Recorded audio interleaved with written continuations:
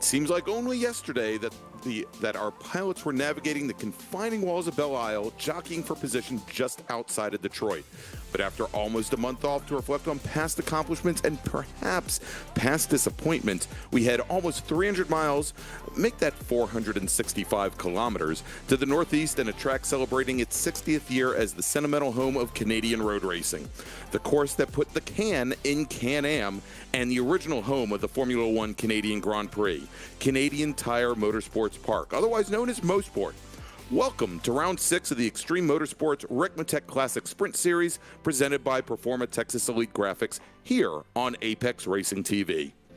I'm Greg Ginsberg, and joining me in the announce booth as always is Larry McLeod, while Alex Simpson and Dennis Branch bring you all of the best angles of our pro and open class drivers flying around this very intimidating venue for 75 action-filled minutes. So, Larry, tonight the twin themes just must be speed and nerve, where we'll see which ones of our MX-5 drivers are going to show themselves as masters of Mosport's sweeping high-speed corners. Regardless, Mosport's wide-open nature should provide a huge contrast to what they saw at round 5 at Belle Isle. Completely different than Belle Isle. As we jump across the Detroit River and head down towards Mosport, this place it couldn't be any more different than Belle Isle. You know, if there's a wall to find, you can get out there and find it, you know, down near turn 1 is a little wall you might see. But other than that, this place is just wide open, fast, tough to pass. But right. I think we're going to see, especially with these cars, a lot of side-by-side. You'll see side-by-sides through 1 through 3. You'll see some dive bombs into the Moss hairpin, and we'll definitely see some side-by-sides going at the end of the Andretti straight into those finish turns 9, 10, 11, because that's one of the best places to pass. And I think we're going to see some great action here with these drivers tonight. Yeah, it really should be a real market difference from what we saw in Belle Isle, where in a lot of cases it was drivers just trying to keep their cars off the walls. But you could tell where, you know, just a slight repositioning of the car, a foot to the left, a foot to the right, could hold off other drivers for almost an entire lap at a time, and it really was a huge chess match to try and get around drivers. So much so that you know, maybe some of the drivers that we might have expected to see on the podium a couple of weeks ago, now almost a month since we visited with our MX-5 drivers at Belle Isle, you know, that again, it'll make things very different. I think we are going to see a lot of side-by-side racing as these drivers jump and pop out of the draft and try to get position into these very fast-flowing corners. Yeah, as good as the MX-5 is as a draft vehicle, the straightaway coming out of the Moss hairpin up down the Andretti straight is definitely the best drafting place. But the problem is, at the end of it, it's an extremely fast right-hand sweeper that's nearly full throttle entry. Just a little check of the brakes and turn in. Doesn't really make for a great place to kind of aggressively dive bomb, you know, outbrake somebody. And because it sweeps right and then jogs left a little tighter and then a little tighter for the final right, you end up with these natural side-by-sides where if you're on the outside of the Andretti straight, you're on the inside for the next one, then you're on the outside for the last. And it creates these moments where who can get a nose ahead just enough. We saw it when we had our sports cars here a couple months ago, and how great that racing was. A lot of side-by-side. I think here with the sprints, here with the MX-5s, we're going to see a lot of that same sort of action. It's just a matter of when do we see it? Do we see it early, middle, or is this a fiery last couple laps for the win? Exactly. All right, so Larry, we've been talking a little bit here about all the high-speed corners and the flow here at Canadian Tire Motorsports Park, otherwise known as Mosport. Let's jump behind the wheel with our own Kevin Ford. He's going to give us all a lap around this 10-turn, 2.459-mile Mosport course. Welcome, everyone, to Canadian Tire Motorsports Park. Great to have you with us as we provide you your track guide today around this incredible course here in Bowmanville, Canada. Well, let's get ready to head up the front straightaway here. You'll notice what a fast and flowing course this is as we head down into turn 1.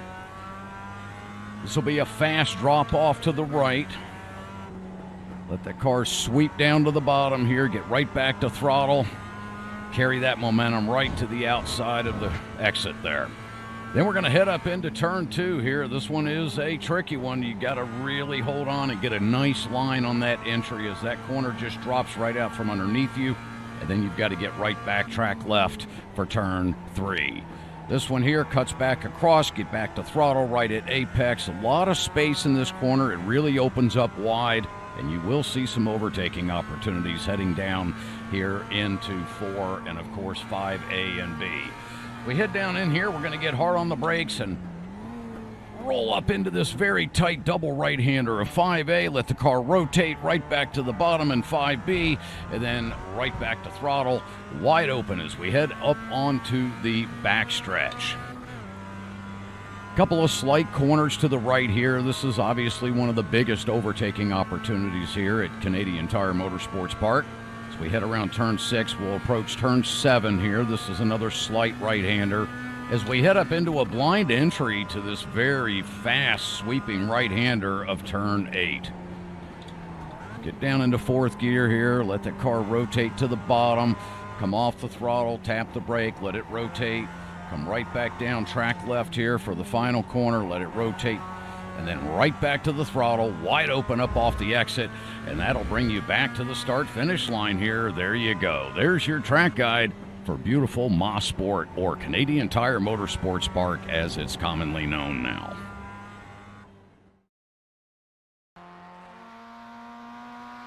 All right, so thank you, Kevin Ford, for that very exciting drive around Mosport, pardon me. And so, Larry, everything that we said it is definitely a harrowing course, lots of elevation change.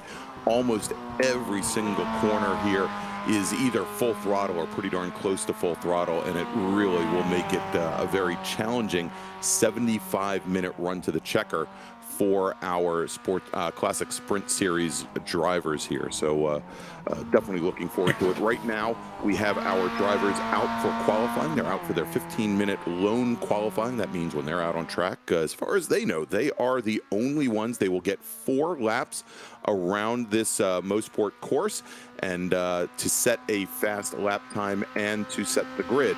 So we'll definitely want to watch as they go through. Currently, I think as we're watching here, sitting atop the leaderboard, fastest driver at the moment is Josh Soto, who has won a number of our open class races. By the way, wanted to, I guess we should bring it up now. It's a little bit harder to keep track of these cars, of course, when they are running, when they're all running the same type of car. But we have the 2 different classes. We've got our open class and we have our pro class.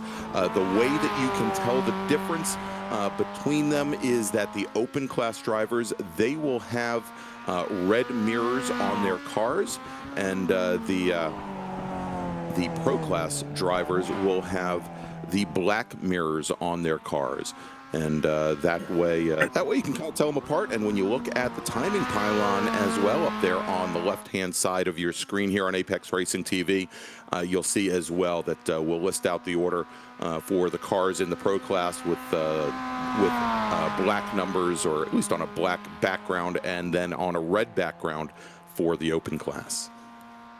Yes, I think what's going to be interesting, we don't often talk about the setup of cars. And of course, we get into a spec series like the MX-5s, and a track like this, I think setup's going to be kind of important for a couple of reasons.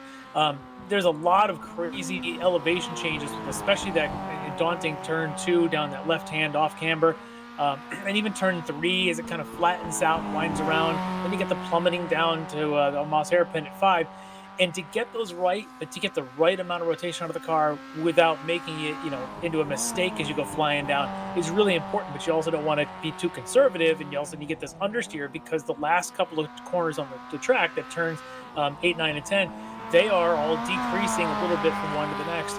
Right. And so you don't want to make a push, because you'll never be able to get the car to rotate. So it's finding that balance. At the same time, you need to make a setup that's good on tires, because we are a relatively long endurance run tonight. And so you want something that's not going to wear out those left side tires. You're going bounding around turn 3, turn 8, Moss hairpin, all those places that destroy the left side of your car. So I think it's going to be really important to find the right setup. And I know some of these team drivers work together to do it. Obviously, the Orion Racing guys do it really well, share their setups.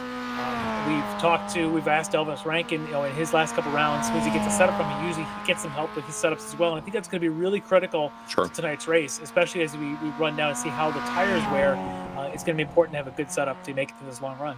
Yeah, and you can see the different approaches that some of these drivers have taken. We were watching Elvis Rankin driver the #1 Apex Racing Team machine a little while ago, and you could see there was the rear end did not hesitate to step out on him in a number of different corners, got a lot of rotation through the car. But then we switched over to Travis Schwenke, who's currently your second fastest driver on track. And Schwenke in that green, in the green number 16 machine, he looked as though that car was a much more neutral handling car. Did not get a lot of rotation, so it looked very good in some of the lower speed corners. But perhaps perhaps it might have been an issue in some of the higher speed corners for him. So we'll have to track that. And again, it's a change in one, different approaches for what might be fast for the car, but also what the driver is going to be comfortable with as well. Totally, yeah. You want to get something that you yourself as a driver are able to predict and make it work for you and get your speed. But whatever setup they're using, if you look at right now at the leaderboard, Elvis has a couple of tenths, but then from Schwenke down to John Allen in 7th, covers about a tenth of a second as Mike Dam now shuffles up a little bit in a second, but it is only 3 tenths in the top 7. And to me, that's amazing. In fact, you've got actual ties between Hartley and Burke, I think are on the exact same time, or they're a couple of hundredths apart. Yeah, it's just unbelievable how close they are right now. So even though they all might be doing, like you said, a little bit of custom setup for what they feel like, right now ultimate speed is they're all right there. Yeah, I mean, it always amazes me how when you look at the top of the field in very competitive series like this, or I think about Formula One, where you might have a course that's 3.5 miles long, and you have teams with drivers that have very different feelings on how a car should be set up. You have different members of the same team with the exact same car that have to adapt their driving styles. And suddenly you have all of these different teams, and you've got somewhere along the lines of 15 to 16 cars that are all within, a tenth of one another, or even a couple hundredths of one another. And we see that same thing here tonight when all these drivers are in the same types of chassis, making their way around Mosport. Real quick, Larry, let's talk about here as qualifying is going on, and you can see we're just about halfway through qualifying right now in the Pro Class. Elvis Rankin, your current fast driver on track, and it looks like he has turned his 4 laps, so he's going to be sitting on that 131.82. Mike Dam, second fastest, about 13 hundredths off. Close. Yeah, very close. Then Travis Schwenke. And then if we take a look in the open class, it's Josh Soto, who has been on a good run of late in the open class here with a number of wins in the series, and we're going to get to that in just a second. Greg Brockway, currently second fastest in qualifying, and he, I believe, still has 1 lap remaining. Nicholas Porcino with his 3rd fastest currently, not very far back, and then Brennan Horan as well. But let's take a look, Larry, and just recap for our viewers. A couple weeks ago at Belle Isle, and it's been almost a full month now since the Sprint Series here raced last. Took a week off for Easter. So let's take a look here. And in the open class, taking the win at Belle Isle was Josh Soto in that number 07 Soto Racing machine with Brennan Horan, second in his number 45 Esport Racer. And then Edgar Sancinelli in the Frito Sport Racing machine, the number 57 car, he finished 3rd. And so that brings us to the points and how we stand after 5 rounds of 7 here in the Classic Sprint Series. As you can see, sitting atop the leaderboard with 4 wins out of 5, Josh Soto in the number 07 Soto Racing machine. Now he has a 10-point advantage right now over Brendan Horan and Edgar Sancinelli, quite a bit further back from there, almost 30 points in arrears back in 3rd. Then we've got Craney Customs driver Jeffrey Cranston, and then Derek Holland in the Indy Autosport machine. So let's jump over to the Pro Class, where we had a few surprises a couple of weeks ago at Belle Isle, where Zach Burke in the number 13 machine took the win. That's the Esport Racer entry with John Allen in his Defined Auto Works number 101 machine, finishing on the second step of the podium. And maybe the big surprise for some of us was Elvis Rankin bringing his car home on the podium, mind you, but finishing in third. And then Travis Schwenke, who has been running very well here at Mosport in qualifying, he finished just off the podium in fourth. And if we take a look at the points, you can see him right there on your screen. Elvis Rankin is currently your points leader, only with a 2-point advantage over Zach Burke in the Esport Racer machine. Rankin has 2 wins this season, just a single win for Zach Burke, but other winners, Mike Dam and Robert Hartley, and that's why it makes it maybe a little surprising that John Allen in that Defined Auto Works number 101 machine, he is sitting only 4 points off our leader, Elvis Rankin. He is the only driver in the top 5 not to take home a win this season. Yeah, and maybe tonight's his night. We'll have to see. While we've got a minute, we want to do a quick interview of one of our drivers here. Let me bring him on in here. I'm going to talk to... Oh, hang on a second. Let me get this right now. All right. There we go. Hey, we've got Mike Key with us tonight. Mike running in the open class. Mike, good evening. How'd your qualifying go? Well, not as good as I would have liked, but in the back row, but that's not uncommon for me, unfortunately. Well, you're in a points battle. I mean, you look at we just went through the point standings. You're right there, right in the middle of this whole sandwich between Derek Holland, Danny McNulty, and yourself. So you know, any good result is going to be a big benefit to you. We're currently in 6th. What's your approach to a track like Mosport, where you know it's going to be a big field, and as you said, you're kind of towards the back? Are you trying to just sort of stay clean early on? Yeah, definitely stay clean early on. Try to maintain a draft as long as I can, and then just be consistent and hopefully move up through the positions as some people fall out. Yeah, and that's one of these things here. I'm sure you've run some races here at Mosport before. You end up dodging some traffic. How much seat time have you gotten in this week to be ready for that and be ready to make those moves around folks as the traffic clears? Probably done about 30 laps. Did Wednesday and Sunday practice, so give it my best shot. I'm probably the senior member of the group here at 74 years old. That's awesome. Yeah, that's you know, some people forget that. They think that all these sim races are all like Elvis. You know, they're all these teenagers and stuff. But there's folks like us that have, you know, got careers and lives and do other things, and folks that get started in this late life. Do you do any other kind of motorsports outside of sim racing? I am a race marshal for Sports Car Club of America, flagging communications for the past 50 years. What region do you work out of? Milwaukee. Oh, okay. Oh, all right. So you're right up there with Road America. Yeah, I was saying we'll probably see him. We know it's a Chicago region event, but we'll probably see him for the June sprints this summer. Yeah, we'll be up there working corners, and great track. I live about an hour away. Yeah, absolutely loved it, and we had a great time at the runoffs this past year. Both Larry and I. It was a great time. Yes, we did. Had a real good time. I was out there for last spring's June sprints as well, as we cleared COVID and put on a good weekend. So, you said about 50 years you've been doing flagging? Yes. Yep. Pretty much worked all over the United States, and got to work once in Mexico and once in Canada. Which track in Canada? Mosport. Did you? Which corner were you at? We were working 2. Oh, the exciting one. Good. That's how long ago was that, if you don't mind me asking? I hate to admit it, but it was about 68, 69. Oh, in the heyday. Oh. Yeah. Oh, that must have just been amazing. Obviously, with the borders closed now, we can't quite get over there, you know, restrictions and traveling and stuff. But do you have a list of tracks you want to get back to in the next couple of years as things open back up? Well, at 74, I'm not traveling as much as I used to, so it's mostly at Road America. The one place I would like to get in someday is Road Atlanta. I haven't done Road Atlanta yet. I'm sure we can find a way. There's still a lot of races down there every spring. So that I could talk to you all day about flagging and road racing. It's awesome, and it turns out it's a great way to then jump into the sim racing as well. Is Road America one of your favorite tracks to drive? Yeah, Road America is a lot of fun.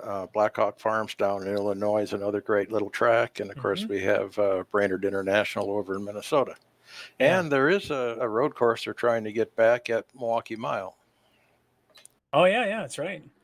Oh man, we could talk all night, but you have a race to run, so I'm going to let you jump back to your race. And good luck tonight. We'll be rooting for you. Okay. All right. Thanks. That was Mike Key. Going to be starting on the grid here in just a few minutes. Yep, absolutely. Thanks so much, Mike. And Larry, he actually makes us sound old. So good to see Mike out there, and we'll run down the order and let you know where he's starting tonight here as our drivers have finished up their qualifying session. You know, I'd run down the times for you, but you know, we're gonna give you the starting grid right here. And hey, the times are right in front of you anyhow here on the screen. So why don't we get started, Larry? We'll start off with the pro class, and our pole sitter is Elvis Rankin from the Apex Racing team with a fast lap of 131.824 over a 2-mile course. That is smoking fast. Where Mike Dam in his Orion Racing machine, we'll call this his home race as he's from north of the border in that number 93 machine. He will start on the outside of the front row. On your second row today, we've got his teammate, Travis Schwenke, in the number 16 machine. And wouldn't you know it, another teammate from Orion Racing, Robert Hartley, starting on the outside of row number 2. Zach Burke, his home race as well, racing for Esport Racer. He will start on the inside of row number 3 along with Mitchell Peak, his teammate in the number 56 car. On row 4, that's a good team there, by the way. Look out for Peak and Burke. When they're stuck together, they're able to work together. So keep your eye on them tonight. And we've seen them work together in a number of different series. And yeah, absolutely, that is definitely something we want to watch. Then we've got John Allen, who finished on the podium a couple of weeks ago at Belle Isle in the Defined AutoWorks machine. He's going to start 7th with Greg Mack, the Esport Racer teammate of Burke and Peak, starting on the outside of row number 4. Then we've got David Payton in the number 64 machine with Jeff Jacobs in row 5. Jordy Fike in the number 09 car with Jake Gortson starting right beside him. Appropriately enough, in the number 12 car, he starts 12th. All right, so let's then pick up, and our final driver in the pro class is Tom Marathi. He will start on the inside of row number 7. Larry, you want to pick up the open class? Sure thing. Let's take a look at our open class here tonight. And starting on pole is going to be Josh Soto. He'll be alongside. We've got this kind of intermixed, though, aren't we? He's our leader in the open class. The next row beyond them, on row 8, is going to be Brennan Horn and Tony Kernan. Followed by a couple of open class, Jeff Cranston on the inside, the Craney Customs Racing, and alongside Greg Brockway, an Esports Racer. On row 10, on the inside, it's going to be Nick Parsono out of the NAP Motorsports. He'll be alongside a D2D Esports Racer, Chris Thorman. Row 11 is going to be the Frito Sports Racing, Edgar Sancinelli on the inside, and Robert Frist and RFC Racing on the outside. Row 12, Derek Holland at Indy Autosports. He'll be alongside the man we just interviewed, Michael Key, in the Frito Sport Racing entry. Row 13, you got Stephen Brown in the Indy Autosport entry. He'll be alongside, hopefully racing, Kevin Ford in the Ricmotech Motorsports, of course, entry there. And then we see Austin Knight down there, but I don't think he qualified tonight. In fact, I don't think Kevin did either, unfortunately. So, as we are just, as they make their way up the back straight, they'll get themselves all side by side. And as I kind of told you there, as you were running down the order, I'm looking for the Orion team to team up, and the entries of Burke and Peak also to maybe team up here to try and gang up a little bit on Elvis Rankin to make sure that he's not the one walking away here with the points tonight. All right, as we have the field now gridding up 2 by 2, heading down the tail end of the Andretti Straight here towards turn number 8, as Larry mentioned, very, very high speed right-hand corner at the end of this long straightaway, and we've still got the tail end of the field now trying to get all squared up, but we then bring the cars down into the S's, and just a moment here, they are going to come out. Now, when they come through the second part of the S's, this left-hand turn, that is actually the start of the beginning of the start zone here, and your pole sitter, he can start to get on the throttle and start moving before they come around onto the front straight, but it looks like Rankin decides to hold the field back, and now we have green flags. They come onto the front straight with Elvis Rankin with position going down towards turn number 1, driver's left. Dropping into line here is going to be Mike Dam in the number 93 machine. Then his teammate, then we got Robert Hartley in the number 3, who's gotten around Travis Schwenke. So dropped Schwenke back into 4th, and then look at this, we were talking about Burke and Peak. They were side by side as they came through turns 2 and 2A and start making their way up the hill to 3, Larry. I thought maybe Mike Mann was going to try to make a move through turn 1 and stay out there, because that's one of the ways you can pass here. If you can stay on the outside of 1, you can get the inside on 2. Didn't happen. Rankin was able to get a little bit of extra run, so that cleaned out. But then you talked about that teammates sort of side by side there through 1 with Burke and Pete, but they have now since settled out a little bit. John Allen, though, able to kind of stay in this mix here with this group, still in 7th, just ahead of Greg Mack. And for him, I think that's going to be important. Again, we mentioned he's only 3rd in the points. He's always hit some contact here. It's off already. Yeah, we've got 2 cars that have gone around. It looks like Jordy Fike goes and around. Kernan. Yeah, that was Tony Kernan who got together with Jordy Fike. They're now going to break back. Let's take a look at a replay here as they come up over the hill. Kernan looks like he's on that outside. Fike on the inside. I don't know that Fike saw him at this point. Yeah. Oh, it's one of those nearly a net code. Like, they really weren't even almost touching, but then a little contact made, and once you're sucked in, it's like magnets. Just nothing you could do there. All right, so let's jump back to the lead. And coming onto the front straight to complete lap number 1, Elvis Rankin, followed by Mike Dam, Hartley, Travis Schwenke, who's now sitting back and forth, and Zach Burke and Mitchell Peak. Then we've got John Allen and Greg Mack, David Payton and Josh Soto, our open class leader, rounding out the top 10, as all these drivers you can see now just getting in line, trying to stay in that draft and keep up with our leader, Elvis Rankin. Yeah, you might see some shuffling behind, but it depends on how aggressive folks want to get. Inside that 8, 9, 10, they're probably going to want to stick in line, but outside of that 8, 9, you know where Soto's at in that 10th spot, you might see someone try to make some moves to get alongside. It gets a little less than patient back there, because not only you get a pull draft in front of you, a lot of these guys get a little bit of a push from behind. The only one not getting pulled in front, of course, is Elvis Rankin out in the lead. Yeah, everybody else gets a little bit of a push, so if you start to develop a bit of a gap, you start to get sucked into the car in front of you, and think you can make a pass, but he's also getting a draft in the car in front of him. So it's an interesting little chain reaction, but creates opportunities for cars to get side by side sometimes. And if they can try moves, but usually that leads to that separation, and then it's hard to get back with the pack in front. So, long race, no one wants to be the one that breaks up the pack early on, but sometimes you want to make up a spot where you can. So it's that delicate balance of don't throw it away, but maybe make a move here and there and try to work your way through traffic. There you go, and you probably saw on the screen there a little note from the stewards. They've taken a look at the incident between Tony Kernan and Jordy Fike and have decided to take no action there, decided it was a racing incident. So those drivers now at the tail end of the field, currently running 23rd and 24th, respectively. Got some ground to make up. It's going to be a long night for them, kind of the wrong foot to get started on, for sure. And again, this is going to be a 75-minute race to the checker, a little bit longer format than what we saw about a month ago at Belle Isle, where these drivers had 60 minutes to battle it out here. And going to definitely have some strategy here. These cars, they will not be able to make that entire 75 minutes on a tank of gas, so you can expect to see these drivers bring their cars down into the pit lane. And, Larry, we were talking about the different setups and how these drivers would handle whether they wanted a car that pushed a little bit or maybe did have a little bit oversteer, or could kind of work it out so that these cars were pretty well balanced.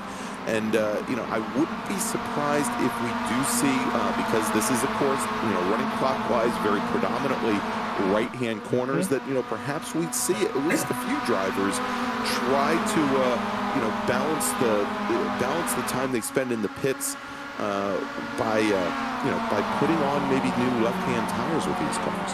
Yeah, your left side tires take a beating around this place between turn 1 and 3 and the last hairpin, and then you got 8 and 10. All those are really hard right-handers that just bruise those left-hand tires badly.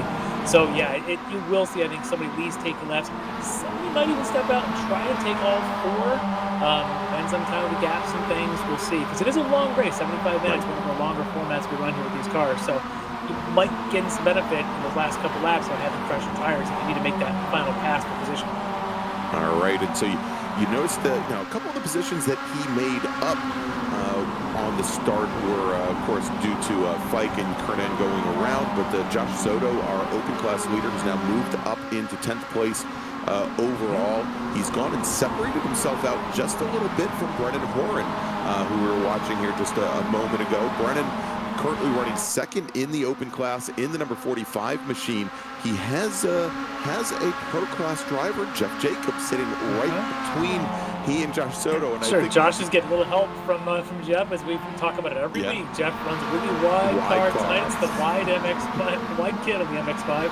And Brennan Horn saying, "Oh man, how did I get on the wrong side of Jeff Jacobs? He's just fast enough that I can't get around him." But Josh Soto is like, "I'm going to stick up here with David Payton and follow this lead pack draft and just keep some distance if you can." All right, stepping to the inside a little bit. There's David Payton, just as you say that, Larry, seeing if he can make his way around Greg Mack in the number 2 machine, and does not get it done. You can see there as they come down towards turn 8 that you know, even though you may have that draft along that long and Andretti straight, it does not necessarily translate into a pass for position as you get down towards the end of it. It's so difficult. And then you got to remember, you know, as he was trying, the lead car has a chance to catch that draft a little bit as well. So it's hard to get a draft and step out and be able to make that pass. And then what you do, typically the smart driver stays to the inside, gives the passing car the outside, which becomes kind of a bad line for the initial start of turn 8. If you can get enough run and stick 8, you can stay on the inside for 9, and then maybe have a nose ahead by the time you get to 10. But it's that combo move, and it works better if there's a twosome. When you're in a pack of like 8, it's nearly impossible to do because somebody's going to stay in the draft when they're pulling. All right, we're on board right now with Travis Schwenke, driver of the number 16 machine, and that's the Orion Racing entry here. And as you can see, just these very quick transitions and changes in elevation as you go through what is known as Moss Corner. Interesting note about Moss Corner: when the track opened 60 years ago in 1961, that turn 5 complex was actually meant to be a single hairpin. Sterling Moss, who was the very first race winner at Canadian Tire Motorsports Park, or Mosport, recommended after that initial race that they open up that corner, make it a double apex corner, that he thought it would make it a much more competitive area there, and a little bit, maybe even a little bit more in the way of passing opportunities than if it was just a tight hairpin. So that's how that corner, or actually complex, there are 2 corners, got their names. And he gets his name on it. There you go. Yeah, there's Jeff Jacobs still now with Horan still behind him, and Raffy right in there in the train as well, I think. Yeah, I believe that's Tom Raffy, who is also in the pro class. He is running 11th in pro, 13th overall. You know, but you know, the thing is here, as Jacobs, you know, and again, I don't think Jacobs is making it difficult for Horan to get around him, but sure he is, but he's doing it legally. But he's certainly making it difficult by opportunity for Horan, just not there. Right, and you can see right now that a fairly decent gap is being created between Josh Soto, running 10th overall, and Jeff Jacobs. And you know, if Horn has to wait another 4 or 5 laps to get around Jacobs, it's going to be very difficult to get up to our open class leader. Well, I can tell you, Soto, though, at times he's starting to struggle to cling to the back of that breeze in front of him. You can see that gap's opening up. And part of the problem is everybody in front of him is getting a push, except for him. He's only getting the pole draft. If you get like 8/10 outside of that, it's so hard to stay with. You've got to drive just inch perfect to stay along. Whereas you look in front of them, of course, with Peyton and Mack and all the way up to Allen, they're all getting a little bit of a push draft in the car behind them. So they're getting a little bit of help. So Soto helping his cause here by getting a good clean run through 8 and 9 and now through 10. So he's able to pull back up. But I'll tell you what, if you one bad Moss hairpin, and that draft is gone.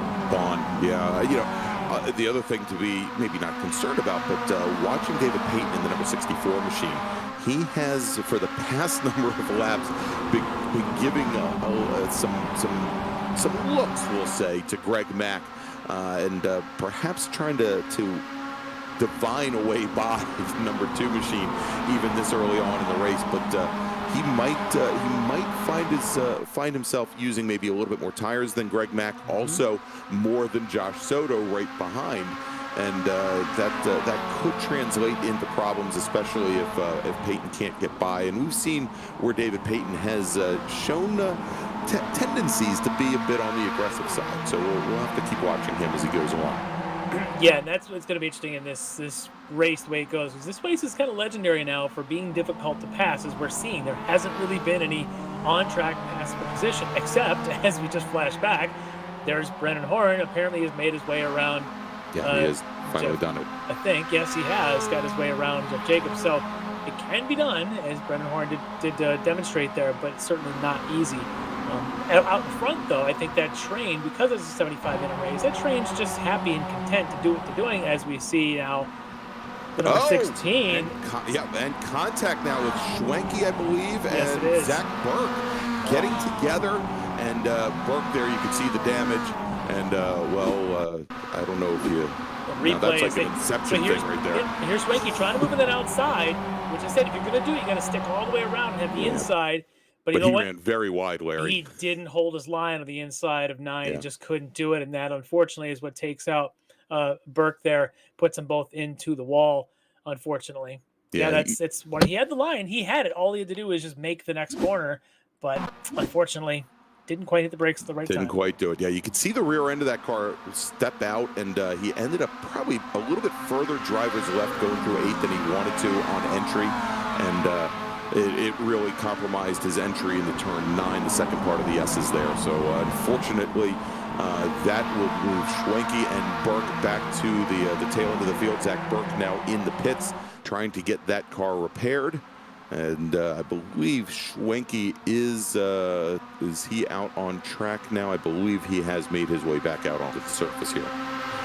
Well, that takes our pack of 10 and brings it down to 8 with a little bit of a stretch gap there in the middle between, I think, Mitchell Peak and John Allen. So John Allen's now got to get the toe, maybe even a little bit of a push from Greg Mack behind him to try and stick with the top 4.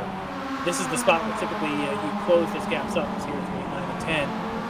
So we'll see if we can get this as a nice uniform group of 8 going again, and we'll see who's trying to save some fuel in this line, because we do have a fuel stop. It's behind him. That looks like Greg Mack running wide. And that will allow the 64 Peyton to get by it. At least it appears. And Josh Soto as well, looks like. And Soto trying to sneak underneath as well. Yeah, he's going to get it done. So our open class leader moved him now up to 7th. And, if I was Elvis Rankin, I don't know how much I'd want to look in the mirrors. Every time I'd look back, I'd find like 2 fewer cars back behind me. He's going to be happy to see that, I tell you that. Yeah. As we've got the battle here still between Jacobs and Rathie as they go through turn 3. And Jacobs just enough to stay behind them, as it looks like they're catching up to the 40. They're still sticking with the Horan. He hasn't been able to pull away a lot yet, just a couple of car lengths for Brennan. Just enough that he's not under threat, but just close enough for Jacobs that he can catch just a tail of draft. But see how tight. And you can see right there as they come out of Moss that they pull right back up to the back of Brennan. Did you see, though, how tight of a line Jeff Jacobs takes to the Moss hairpin? And I can tell you, that's where the risk-reward comes into play, because a tight line is an easy line to get out of there, but you don't get early on the gas run all the way up the Andretti straight. Behind him, Tom Rathie was taking a bit wider line, and in front of him, Brendan Horner was taking a wider line. And Brendan, by getting the wider line, it looks like it's close as they come out, because Jacobs has cut the distance. But by the time they get halfway down the Andretti straight, it's 2 or 3 more car lengths for Brendan Horner out front, because he got on the gas earlier. Those little bit, that 1 car width difference in the apex of 5 from the inside to the outside will add a 10th or 2 to your lap times if you're doing it wrong. It's really important to use a little bit of that risk. Get your braking point, push the car wide. It's hard because there's some bumps, especially the apex, the entry at 5. But if you do it, it pays off because you're on the gas so much earlier. Yeah, absolutely. And, of course, the man out there is Tom Rathie, who's sitting back right behind Jeff Jacobs and kind of has his entry and his pace going through Moss dictated by that yellow machine. And you can see there is, as they come through, same thing. Horn, he kind of sneaks away. Yeah. But Rathie has to deal with that 38. If Rathie can get around Jacobs at some point, he and Horn together might be able to actually pull away, because then you get the 2 cars, push drafts, and all that stuff. But I would suspect that may happen. But they're very tight. In fact, even right behind them is Chris Dorman, not that far back. Yeah, he's starting to close things down as well. Exactly, and I think as far as Horn and maybe Horn Jacobs, Rathie, and now Thorman are concerned, they're not making up much ground on that lead pack either. So, and certainly not making up a lot of ground on Josh Soto sitting in 7th, our leader in the open class. As Rankin, though, still not able to separate himself out from the back of the field. He's got that top 7 now right behind him. Just as I was saying, that looks like maybe Brennan Horn starting to make up a little bit of ground on Greg Mack and Josh Soto. But our leader, Elvis Rankin, now as we work lap number 11, we're about 15 minutes into this 75-minute race. Elvis is not making mistakes, and I think everyone behind him is just holding him to that. We know how good Elvis can be, right? We've talked to him so many times in interviews. We know that he's very precise. He doesn't make many mistakes on the track. The folks behind him, though, would be wise to try and just maybe coast into the corners a little bit, use some of that draft to their advantage, save some fuel, maybe try and undercut later on. Maybe the strategy here for Dam, and maybe Hartley and Dam could work together by both maybe at some point pushing Elvis along, would be to try and force Elvis to use a little more fuel. And while behind, maybe they could try to save some. That's a good strategy because, you know, if you can come out ahead, you know how hard this place is to pass. We're seeing it right in front of us. Yeah. So if you can come out ahead, you might be able to cling to the finish at the end, which goes back to tire strategy. You know, it's hard to pass. Maybe try and stay out there on old tires just long enough to take a win or take a position. No, and for a second there, we saw both the number 93 and also the number 3, Dam and Hartley, take a little peek to the inside of our leader. You know, that could be, you know, partially to maybe try and get the water temps down on the car just a little bit, try to cool things down, or you know, maybe they thought they could get an Elvis Rankin's head. But you can see specifically Robert Hartley, commonly almost, you know, every major corner taking peeks to the inside as if he's having trouble seeing through those cars ahead of him, or maybe just doesn't seem to be as comfortable very close in the draft as his teammate. He could be trying to peek because it is tough when you're trained like this. I mean, the Miatas don't seem big, but when you're behind them, it's really tough to see the apexes and things.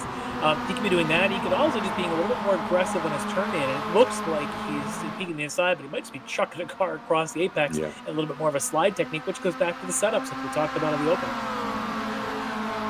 And his car just might need a little bit more aggressive turn in and let the car float around you. Whereas Elvis is looking pretty solid. That car is just being driven. It's not sliding. It's not moving around. He's just got that thing very precise right now, which is good for tire wear. Yeah, exactly. And also, Larry, as you say that, a very different driving style than what we saw from Elvis Rankin during qualifying, where he really was chucking the car around quite a bit. But trying to get the heat in the car then. Yeah, exactly. Trying to get a little bit of heat in the tires so that he can make it around, and a very different driving style right now. Well, Mitchell Peak, did you see that? It's Mitchell Peak taking advantage, going inside there. It looked like maybe Hartley had gotten a bad run out of Moss Hairpin. Hartley kind of moving aside, staying in line because he doesn't want to force the side-by-side anywhere. Looked like he almost gave Peak that inside once they got up to the end of the straight. All right, so move Mitchell Peak now in the number 56 car up to third, and that's a 3-position gain so far by Mitchell Peak. Of course, picked up a number due to 2 different incidents, but you know, again, started a little bit further back in the field, started in 6th, now up to 3rd. As we're on board here, we were just on board there for a second with Greg Brockway in the middle of his battle. Brockway, of course, one of those drivers in that points battle in the open field there with McNulty and Key and Holland, all a couple of points apart, as he's still working his way through traffic. But this group up here, I tell you what, Josh Soto continues to impress me throughout the season. At every event, he looks like he just, you know, he's still in open class, but continues to move up, playing with the quote-unquote big boys in all these races. And I've been very impressed that here he is now up into the 6th spot in this order, that he's running right with him as if he's a pro-class runner. Yeah, as David Payton tried to put the moves on him just a little while ago, and Soto... Speaking of moves, Mitchell Peak continues to force the issue. And here we go, side by side, coming down, almost 3 wide now, coming down into turn 8, and we have a new leader, and that is Mitchell Peak. Moves from 3rd now up to the lead. Move Elvis Rankin in the number 1 Apex Racing Machine back to 2nd. And then we've got Mike Dam, the Canadian, in the number 93 car. He is now sitting in 3rd with Hartley still sitting in 4th. a couple of Canadians now, first and third in the order here. And I almost wonder how much of that looked very cooperative. It looked very almost coordinated, like, you know what, let's let someone else take the lead for a little bit, use a different fuel load if you're Elvis Rankin, as opposed to, forcing the issue being up front. He didn't look like he was fighting for that position in any means, and if there's one position you can fight for, it's the lead, because you don't have to worry about losing the pack. Yeah, exactly. You are the pack. There you go. Although, if you just saw there coming out of turn 2, running very wide, Mike Dam in the number 93 car. And I don't know if he has designs on maybe moving up one more position. The one thing is that, typically with these races, you are going to see the leaders, try to stay in line, try not to, not that there's a gentleman's agreement, but, not to really battle for position for at least the first number of laps to try and separate from the rest of the field. But what we're seeing here is we still have now a 7-8 car train still at the front of the field, and maybe the thought is that maybe it is time that if we're not going to be able to separate out, we might as well just start going for it. Although again, still only 20 minutes into a 75-minute race. Yeah, and I think they've done. You're right there. They did separate themselves from the rest of the pack, but this pack of 8 isn't going to go anywhere. So there's going to be some attrition, but this is not going to be just okay. Let the top 3 pull away. They're still going to stay in line here, but there's definitely some shuffling now as everyone's gotten to be a little impatient at this stage. And I think Elvis was smart to let Mitchell kind of go ahead, take that pole position out in the front if you want, fine. But behind them, look at you got John Allen now shuffling up the 4th. Right. Well, I was going to say, to talk 5th. about impatience, Hartley tried to make a move on Mike Dam as they came down Andretti, and John Allen just took advantage of it almost immediately. And so now Hartley, who had been up in 3rd just a few laps ago, now finds himself back in 5th position. Yeah, he goes from 3rd to 5th. Peak started this race 5th or 6th, and now he's leading this train.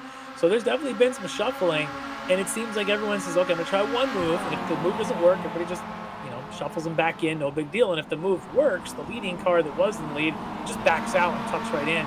No one's willing to really fight for more than one corner because they know the consequences. All right, back to this battle. Yeah, I was waiting for us to get back to this because let's get back to this here. And, remember a few laps ago what this was, right? You had. Right, well, I was just going to mention that you'll notice here now the silver number 45 machine of Brennan Horan, who's currently running 2nd in the open class. He had been leading this pack, and now both Tom Rathie and Jeff Jacobs have gotten around him. But more importantly, Rathie has gotten around Jeff Jacobs, I think, here. And right behind him is Thorman, who, remember, he was 3 or 4 seconds back. Well, he's the four-man train now. So this has really come to him for this group, as he's now got to find his way around all 3 of them if he wants to get in front. But you're right, it's just fascinating how it went from a Horan, Jacobs, Rathie, and then a gap to Thorman, and now it's those top 3 have completely flipped. So definitely some shuffling going on. What I was predicting was if Rathie and Horan can work together, they can maybe pull away, but it seems like all they did was just swap positions. Yeah, exactly. And as I'm watching the past couple of corners here, really looks like Horan is maybe driving his mirrors just a little bit. He's been taking some we'll call them non-traditional lines over apex curbing here, and really getting the car out of sorts. And I think it's probably only a matter of time before Thorman tries to get back into that battle with his pro class compatriots there in the battle for 9th in class. All right, so we're back to our lead pack here as they make their way down the long Andretti straight. We've got Mitchell Peak, the number 56 machine, your current leader. You can see Elvis, I don't think you see the pop. He looks like he may have just pushed. Yeah, There's a little bit of easing. He comes to the inside, and now moving up and getting around him is the number 93 of Mike Dam, now taking over 2nd position. So move Rankin back to 3rd, and he's got John Allen in that green and white number 101 machine right back behind him. It just doesn't look like he's fighting for anything. He's just sort of, okay, fine, take the spot, not worried about it. And again, I'll say he might be looking to get a better fuel economy right now. Maybe he realized he wasn't getting it. And that's what you need to do in a long race like this. And if you're Mike Dam, you just take the opportunity and take that spot, because you can probably save as much fuel in 2nd as you can in 3rd. And they're going to let Mitchell Peak, take the front of this train. You know, sort of like geese. You know, they're constantly fluctuating. This is what this looks like: is a pack of geese flying. Can we call them Canada geese? Flying south in the winter here. Yeah, Canadian geese in V formation. Yes. And I think everyone's just taking the turn out in front, wasting their fuel. But as we got a good look here, Hartley trying to poke around John Allen. Does not want to see Allen slip back from this pack at all. No, he doesn't. But again, every time that Hartley has had designs on moving forward, he's found himself falling a position back. And as he stepped out for a moment to look over the quarter panel at John Allen, we saw Josh Soto make a little counter move there as well. And I think he's looking for his next conquest, and that might be 5th position overall. He's going to take it if he can, because he's in that position where his class competition is a good 10 seconds clear of him. Oh, look at this little bump draft from Elvis Rankin, from Rankin going into 8. The ex-teammates working together. Yeah, really loosened up Mike Dam. But look at John Allen. Yeah, John Allen now in the 101 machine, at least for the moment, moves himself up to 3rd, gets around Mitchell Peak. And Hartley's going to try and take a peek on peak here going into 1. He might if he's close enough. Not quite enough. But, man, Mitchell Peak goes from 1st to 4th, all in about a half a mile. Now let's see what Soto does going down into turn 1. He has been moving down to the inside and taking some rather early turn-ins. Well, they've already gone through turn 1, so I guess we don't have to worry about that now. But as they come up the hill towards 3, again, he's been taking a lot of looks on Hartley. And, I think just like the smallest mistake that Hartley might make, I think Soto's going to be ready to pounce there. Yeah, like I said, Soto's got 10 seconds on his competition. This is just all gravy for him. And if he can mix it up with the pro class, why not? You know, he's not worried about it. So what if he loses the draft and gets shuffled back? It's not going to affect his results too much. He's just going to try and keep pushing and see how high he can get. But yeah, I'd love to watch that push. You know, earlier with Rankin and Dam getting the push to get around Mitchell Peak.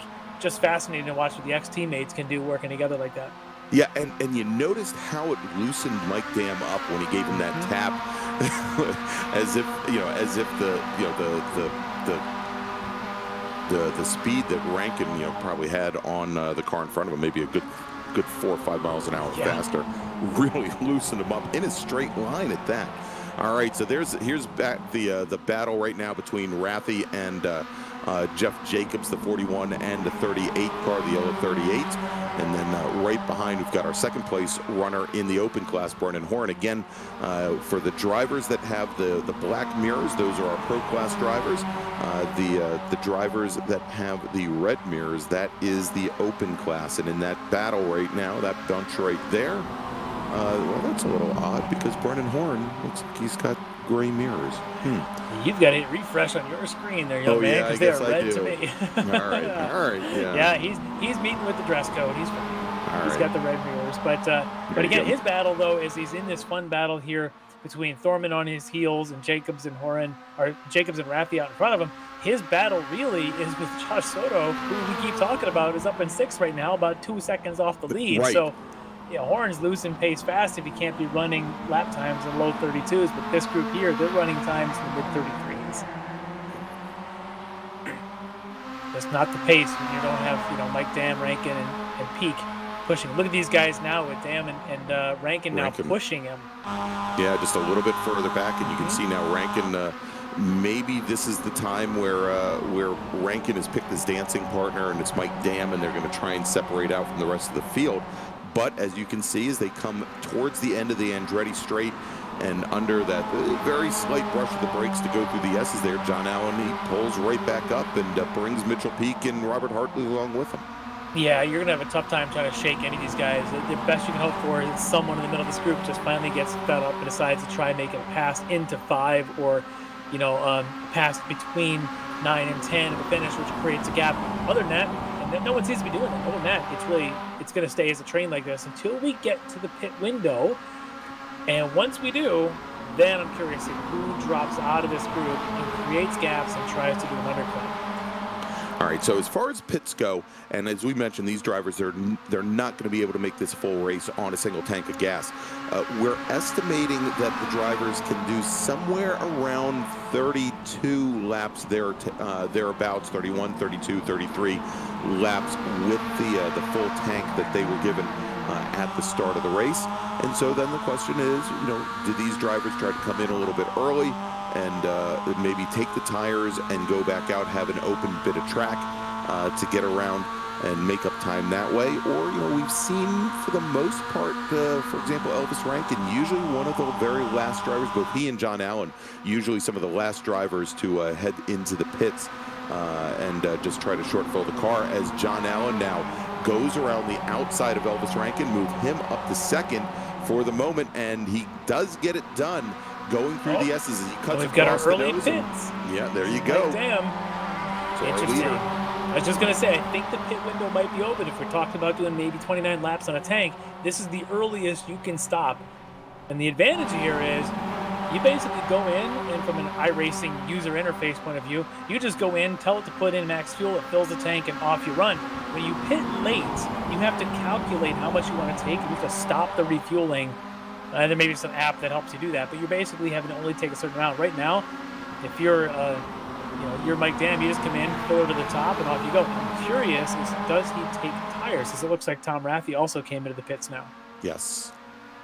Yeah, the tires, and he is. There answers that question. There's the car up on two wheels, and those, if the sim's right, those were the right side tires, not the left side. Not the tires. left, which is what he probably would have wanted. But maybe he took all four. That'll be interesting at the end of the race. He'll be on his own. He might need that better grip to make his way through any kind of traffic here and try and maintain pace, because he won't have a dancing partner like these guys out front. Yeah, so watch that. He was in the pit lane for a little bit under a minute, for about 56 seconds, in his pit stall for just about 30 seconds. So let's watch that. Pushing Elvis down the Andretti straight to get around John Allen. That's how it works. Two guys can go faster than one. You just saw it. As John Allen now shuffles to the back. Yeah, and you saw where John Allen, he of course just let it go, let it happen, did not fight it. No sense in fighting it when those drivers have probably a good 5 miles an hour on you going down into turn 8. He gets back in line, and look at that, now sitting up in third, or probably sitting in fourth, Robert Hartley in the number 3 machine. And they've really started to separate themselves out just a bit from Josh Soto, who is now running 5th overall. And hey, let's go back to that battle. Do you see somebody missing in that group there? Yes, Tom Raffy has taken to the pits and gotten his fuel stop in, which leaves 3 here. To be working now, sandwiching around Jeff Jacobs. In the lead of these 3 should be Thorman, who's made his way around this pack. Remember, he was the one chasing this pack about 5 laps ago. Yeah, exactly. He made his way up to that pack without the benefit of the draft. That tells you how much Raffy, Jacobs, and Horn had been battling it out there, and is now the lead car in that group as they come up the hill towards turn 5. There's a bunch of other drivers are pitting, of course, as we expected. Tony Kernan is in the pits. He was involved in that lap 1 incident, so he's in there right now, getting his fuel stop done. I think I saw Jordy Fike also came in. Michael Key had come in. So we got a lot of drivers coming in to take their fuel stop early here in this race, and taking tires, at least some of them. Yeah, so that I think that's going to really make things interesting for us to see. We'll have to see what Rankin, what Peak, what John Allen, some of the drivers that have not in that lead group that have not come into the pits, probably knowing and having heard from their spotters that some of the folks coming in have taken a full set of tires that may change their strategy just a little bit. Yeah, and I think if you've got a spotter, I'm sure that's what they're watching for, because everyone would like to know if everyone else is taking 4, you think you can make your 2-tire, just take left side tires, and you can make that work and finish. That's going to be an advantage, and you should come out ahead. But if everyone else is taking 4 and yours is already worn, at least at least I'm not going to be at a disadvantage to everyone else. Yeah, and look at Soto, Josh Soto. Yes, racy with Hartley as they come down 4. I told you he was going to be looking at Hartley for just the smallest little gap there, and Hartley almost gave up another spot. Almost put Soto up to 4th overall. One little slip, you get a little bit bad run off at 3, and suddenly you're side by side in 4. Hardly able to just barely hang on to it, but Soto letting him know, hey, big boy, I'm here to play. I'm not just going to be sitting back as the open class leader. I want the pro class win, I think is what Josh is saying. That would be something, wouldn't it? Yeah, it certainly would. And I've been watching Mike Dam, our former leader, as he finished up his pit stop and is starting to make his way up through the field. Just got around Derek Holland for 15th, probably for 14th overall. And it looks like he's got a good amount of track ahead of him, some clear track before he gets up to Greg Brockway, who's running 5th in the open class right now. Now that could be a blessing or a curse, you know, that he doesn't have the draft, but at this point with a full tank of gas, and you know, and again, he came in very early in that pit window. You know, a number of laps out by yourself. You know, you never know if he's going to have a full tank in order to finish this race off. Of course, we know one other driver who's had some issues with fueling from time to time, and he's somewhere in that little pack right there. But we'll have to keep watching Mike Dam. There's a couple of them there that have had questionable fuel stops. One of them in particular that's been haunted by it. That we'll have to see if he's able to, because you know he's got to get. There's one of those races where it matters. One of the past lapping cars or laps cars is doing a good job of trying to stay out of the way.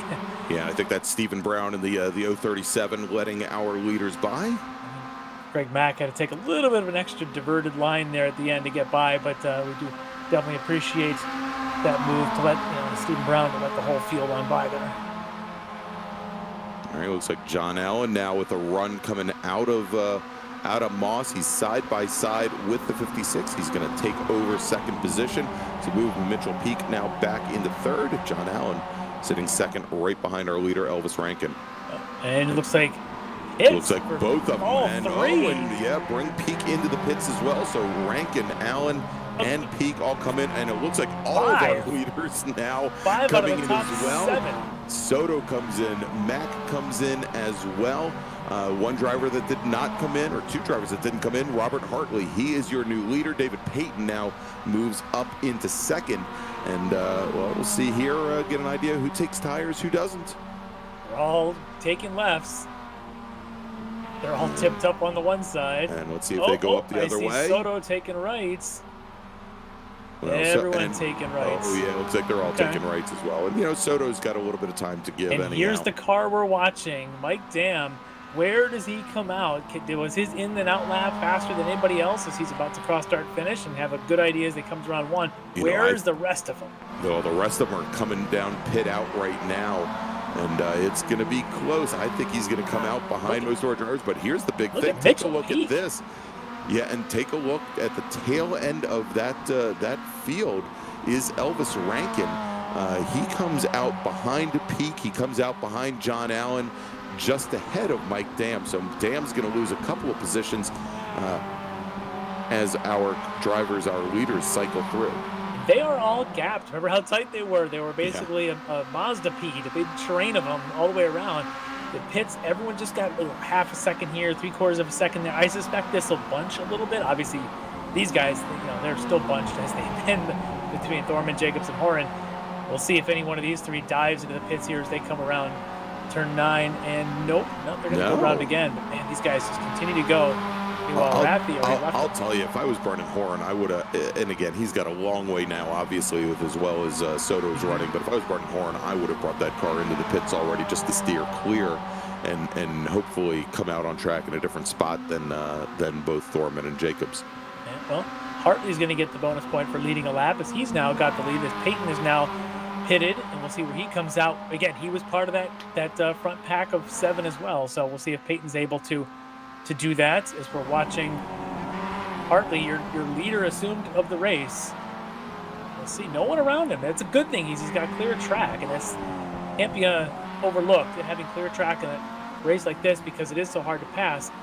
At least the straightaways are fast, but if you get stuck behind someone for a corner, it could cost you some time. It's not as bad as Belle Isle. No, no, certainly not as bad as Belle Isle. Going going through the fountains in the grass over there.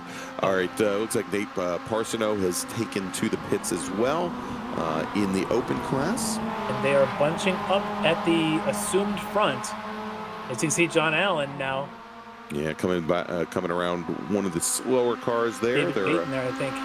Yep. He's trying to chase down. I believe the Mitchell Peak down out in front of him. He's got about a second. He should be within draft range by the time they come off the end of the straight. As a little wide there for Payton. Yeah, or anything, but and there you go. David Payton going off track in the number 64, and he's going to lose a lot of ground to our lead pack. I tell you who did not come out really good in that exchange was Josh Soto. Yeah, maybe a little more fuel on board than everybody else, and he's going to have someone to play with here in Payton and someone he can draft with. But yeah, he was right with that mix. But he's got to be 7-8 seconds now back from that front pack. Yeah, and you can see our leaders now already after just 2 laps out of past their pit stalls.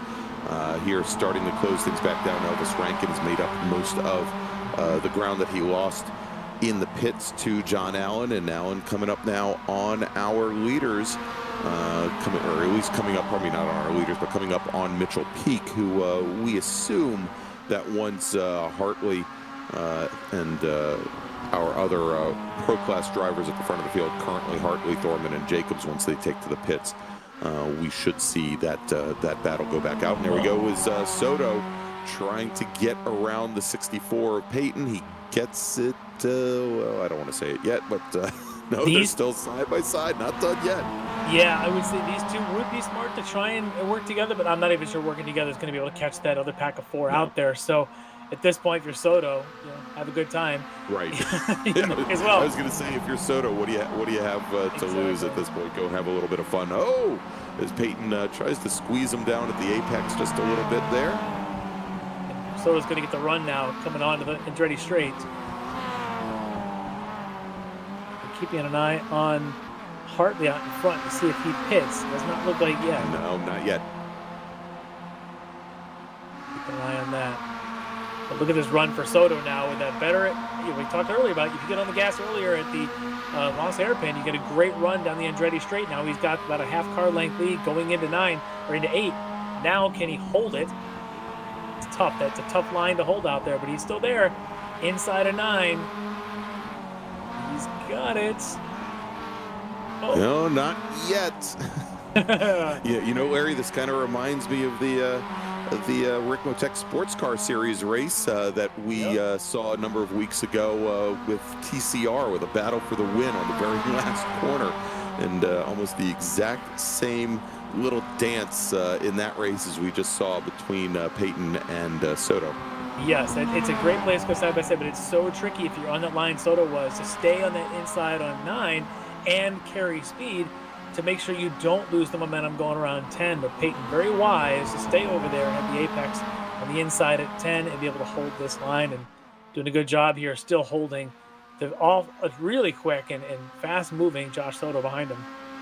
All right, Larry, as we're now just about 45 minutes into this 75-minute race, let's take a quick little break, and we'll thank and pay a little homage to our sponsors. You are watching the Extreme Motorsports Ricmotech Classic Sprint Series. It's round 6. Oh, there we have a battle for the lead. We'll come back to see how that plays out here from Canadian Tire Motorsports Park.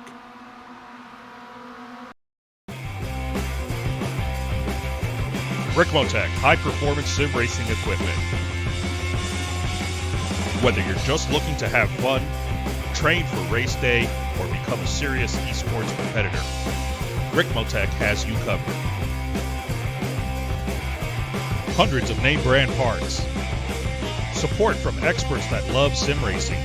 Trusted by the pros. There's only one place to go, Ricmotech.com.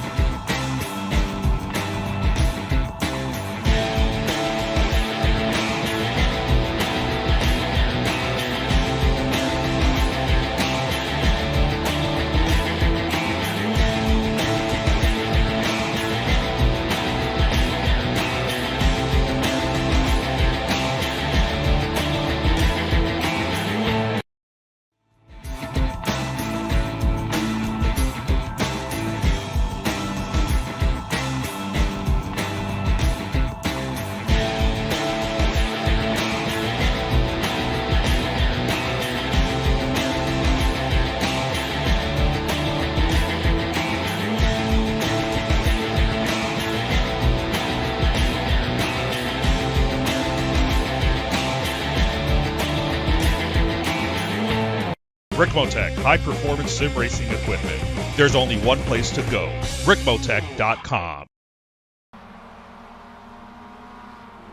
All right, we're back here at Canadian Tire Motorsports Park for round 6 of the Extreme Motorsports Ricmotech Classic Sprint Series. I'm Greg Ginsberg along with Larry McLeod, and we are back here with the action as we just had our leader, Robert Hartley, come into the pits, and it looks like he took all 4 tires, Larry, and we figured if he had taken 2, he might have a good chance of coming out back in the lead, but could not get that done. And we follow the action now as Hartley now is running 5th and a distant 5th in our train that's still cycling up towards the lead of the field.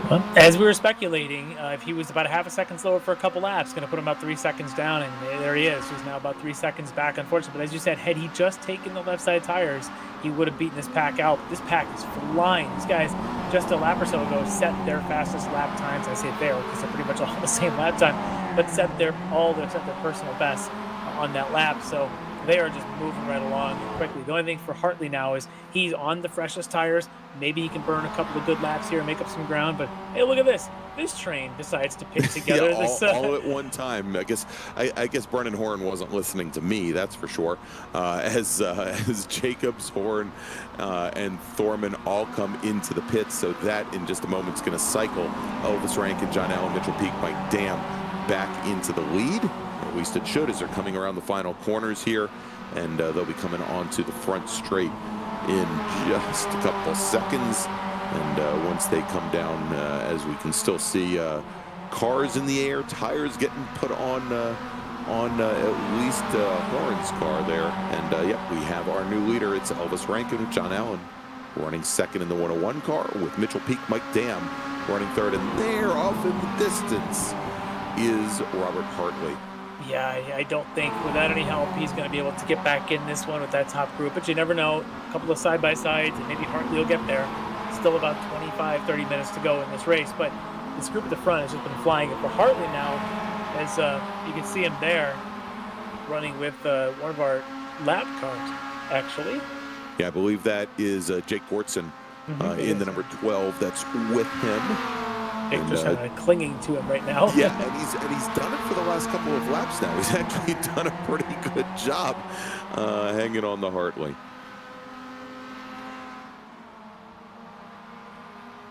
Yeah, so we'll keep an eye on these front 4. So this will be interesting now, because what we started with before all the pit stops were done was about 8 cars, and then we saw Hartley make a stop, and then the other groups all kind of came in, and as they come back out, it's just down to 4. So some of that aggressiveness in the 2, 3, 4 spots we saw before, I don't know how much aggression we're going to get between 1 and 2, but maybe just between 3 and 4. And we'll see how they work out as Josh Soto continues to battle here with Peyton. And you know, as we said, you know, Soto at this point pretty well in firm control of the open class right now. Brennan Horn, who we just saw head into the, coming out of the pits, is 5 cars back on track. And as we take a look, somewhere around, it looks to be somewhere around 15 seconds or so separating him. So maybe Horn has actually made up a little bit of ground on Soto, as Soto has been battling now for the last, I believe, the last 3 laps. I can tell you who's rooting for this battle to go side by side all the time, and that's going to be the guys behind them, which are Rafi and Foreman, and these guys here, because they are gaining very quickly on Soto and Peyton, only about 5 seconds back in that battle. They can start to see them now, and if Rafi and Foreman can work together, they could catch Peyton and Soto just a couple seconds up the field. Yeah, these guys, they could work together. They could do a little bit of let's jump back to the lead, because I think we've had some big changes up at the front of the field, coming up into no, we had the number 51 car move off and takes out 3 of our 4 leaders here. That number 51, trying to get the number on it here, is he moved over to let the leaders through. Brist there, and caused nothing but trouble for, I believe, for Peak, for Dam. Also replay for John of this. Allen. The replay with Elvis and Allen coming into the Moss hairpin, and there he is, slow on the left. Unfortunately, coming back into traffic, he catches John Allen, and then leaving Mike Dam with nowhere to go. As Allen, you can see here, loops the car, comes right across the front of, oh, wow, of the 93, and then Peak right behind it as well. He gets caught up, all three of them right at the apex of 5B. And finally there, Mitchell Peak makes his way through. But the big story here, Robert Hartley, who had been so far back from our leaders, he now moves up into second. And again, a long way back, but Elvis Rankin now with a commanding lead over Hartley. I believe it is now just about 12 seconds over Hartley. Yeah, Hartley got the gift in terms of points that he needed. Now he still doesn't have an ability to gain 6 seconds on Rankin in open track, although he does have a little bit of help there with Jake Gordson kind of running with him. But even still, I don't know if it's going to help. But what he does have is going to be Mitchell Peak a couple seconds behind him. I don't know if Peak's got any damage because we saw him tap into the back of Mike Dam. Right. I don't know if Peak's going to have any damage on his car. Doesn't look like it.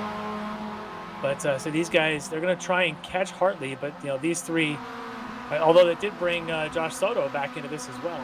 Yeah, here's Soto right back into the field there, and you can see right there is. I think Peak is damaged a little bit. He's damaged. Yeah, he just lets all those drivers by. Yeah, that you car, can see that. Yeah, his left front.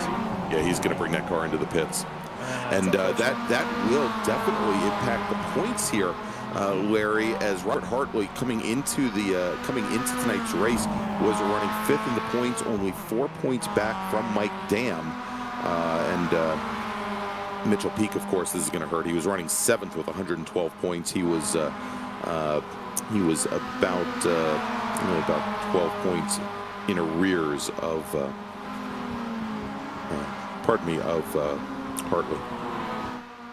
Yeah, that's a big hurt there for those guys to have that kind of incident like that. That's unfortunate. But you know, for Hartley, big help. Dam not out of it yet. At least he's still sitting in a provisional podium spot. And for Soto, just happy to be here, sitting up in 5th overall, leading the open class. All right, and I'm showing Brennan Horn now as being in the pits, Larry. So not sure what happened there, but our second place runner in the open class is now dropping through the order. So that's going to move Edgar Sanchinelli up into second. Greg Brockway third in open, with Jeff Cranston running 4th, and Nick Parsono, who before the pit stop windows had been running 4th. He's now sitting back in 5th, even with Horn out. Yeah, that's it's unfortunate for Horn. He had been running 2nd there in the open class, and a really fun battle there with Jeff Jacobs, Thorman, and the others. But I'm really curious to see what had happened to him, something we must have missed, unfortunately. But this battle continues as Soto just right on the back of Peyton, a little bump there even. Yeah, going down into turn 1, and he's been getting great runs out of the final corner, out of turn 10 on the fairly short front straight here at CTMP, and just couldn't get anything done with it there. But as I mentioned early on in the race, he was taking a very early entry into turn 1, trying to drop in underneath cars. All right, and we can see here no action being taken between the 41 and the 60. That's and so Raffy. Yeah, so maybe Horn got caught up in a little argy-bargy between the two other cars or around him. Let's take a look here. Yeah, a little slide by Raffy on the inside of 8. Just a little touch going into 9. Oh, unfortunately. And of course, I don't think that involved Brennan Horn at all. You can see not even in the picture there that whatever happened to Horn, perhaps right before that incident. But you do see here that Josh Soto is able to get around Peyton there. So Soto now to 4th. Of course, he's got Peyton right on his heels, trying to make it back. It only took 8 laps of side-by-side racing to get it done, but there you go. Oh yeah, don't blinker on this place. I'm telling you, you keep trying and trying and trying, and eventually it works. And for Soto, up to 4th. I mean, you know, leading the open class is one thing, and he's done that a lot this year. But right now, he's one more pass away from getting a podium in the pro level. Yeah, and we've seen him. You know, I look back to that race at Mid-Ohio, where he took the win in the open class, and I think it worked his way all the way up to 6th. as although he's starting to get a little wild now. The last 2 laps coming out of turn 1. He's trying to stick to the back of Mike Dam and try. I think he's used a little bit of his mirrors to drive as well with Peyton behind him. And Peyton knows it. But if you're Soto, you got to focus more on what's in front. You know, the big window in front is worth a whole lot more than the little mirror above you. Yes, exactly. That's why they make that one so small and the big glass thing so big. All right. You know, but he's also now, you can see here at a couple corners, ends up clearing a lot of ground from Peyton. Now this is the area where we saw Peyton maybe carry a lot more speed into Moss, but then would lose speed on exit, and you can see it right there again, just on the exit of the corner there. Josh Soto opens up maybe another half a car length to a car length. Not helping Soto is Dam in front of him is now catching a draft off of Gortson. 12. Yeah, off of Gortson, we saw a little while ago with Gortson's like the honorary Orion driver tonight, helping him Hartley a little bit. Now, well, he's kind of holding up maybe a little bit with Mike Dam behind him, going to give Soto a chance to catch up. But rather than just letting the lapping car go by, as looks like now Gortson is going to let him go by. Well, that's if Gortson can get on the correct side of the track. He tried to make a move to let guys by as they came into turn 8, and just because of how he was positioned with the car, it ended up having him basically slide from left to left, right in front of the traffic there. Looks like Gortson gets a little crossed up coming out of 1, and Peyton almost collects the number 12 car, manages to get by, has to take evasive action. That was close, Larry. Gortson having a made-for-TV moment there. I thought, he could have just easily pulled aside on the Andretti straight, let all 3 go by. But no, let's have a little bit of fun with it. That's right. Just about lost it coming up at 1. And I can tell you, that exit at 1 is the slipperiest. It may as well be, Canadian hockey ice. It is so slippery out there because you will just snap the car sideways and loop it across to the inside wall coming around 1. And lucky for Gortson, he didn't do that. And lucky for Peyton, because he would have gotten taken out with him. That was close. Well, somebody tell Jake Gortson that the Oscars were last night, that he's not gonna win any on-screen awards tonight. All right, so we're watching right now. This is the battle for 4th in the open class with Parsono and Cranston. Parsono, as I mentioned before the pit stops, had been sitting in 4th in class. He gets back around Jeffrey Cranston to move him up to 4th, move Cranston down to 5th. Ahead of them about a second and a half. You can see just ahead of that pair is Greg Brockway in the number 62 car. He is currently running in 3rd, and still a good amount of time, about a little bit over 15 minutes left to go in this 75-minute battle that we may have a 3-car fight here for the last step on the podium in the open class. Yeah, if you remember the points we talked about early on, we talked to Mike Key. He was in 6th in points. Brockway's on a couple points back. He's in 8th. Parsono is in 9th, and here these guys are between Brockway, Parsono. They're sitting 3rd and 4th in this class. And Sancinelli's up in 3rd overall in the class. He's currently sitting 2nd in this with what happened to Brennan Horn. So these guys looking to capitalize on some good points results here in this open class tonight. Yeah, and perhaps the one saving grace for Brennan Horn, he did have over a 20-point advantage over Edgar Sancinelli. Horn coming into the evening was 5th, or probably not 5th, he was 2nd in points after 5 rounds, and so had a little bit of a cushion back to the rest of the field. Soto now is trying to is he going to try and move on Mike Dam? He is. That's what it looks like, and he's got position as they go into 8 if he can hold his line. And if you're Mike Dam, it's time to just start, working with him, at least to dispose of Peyton behind you. Right. Maybe that's the best move here for Soto and for Mike Dam. Gosh, though, wow. 3rd overall as the race runs right now at the 1 hour mark. Heck of a run for him tonight, starting back in 19th, I believe, yeah. Or actually, no, he started, I believe, 14th overall. Okay. Not a bad run so far. No. Yeah, and now that has left Mike Dam in the clutches of David Peyton, who is acting as his usual aggressive self. As we jump back now, we jump back over to the Tony Kernan and and Mitchell Peak. And this right now is the battle for, I believe it's the battle for 9th in class. Well, I mean, we can call it. We can call it the battle for 7th if you count Jordy Fike up there as well. Yeah, I mean, we might as well count Jordy Fike. He's there. He is there. He's raising it up. They're all the same kind of cars. Fike trying to hold off Peak. Of course, Peak was involved with an incident down there at the Moss Hairpin, and then we know that I think that should be Tony Kernan who had that lap 1 incident. Yeah, in the black number 7. Yes, yeah, exactly. So he must have back. Yeah, exactly. They have. Here we are an hour later, and things haven't changed, except now we've got someone else there with us. Of course, Mitchell Peak. But here you go, Soto again with Mike Dam on the outside. Peyton trying to take advantage. Had to check up very quickly there as the 93 of Mike Dam came right across Josh Soto's nose. And let's take a look here. Car number 97 gets a warning for avoidable contact. The number 97, that's Cranston. Currently running 3rd in the open class. I do appreciate that, how the stewards operate here in the Ricmotech series, that they are really good about warnings and penalties, because it's a low tolerance for those kind of things. It really makes you think when you're a driver, do I have this position or not? As you can see it here, here's Tony Kernan trying to hold his line, not getting out there anywhere near Fike or Peak, because these guys both now are going to fall in behind Peak. Maybe see if you can pull him along a little bit.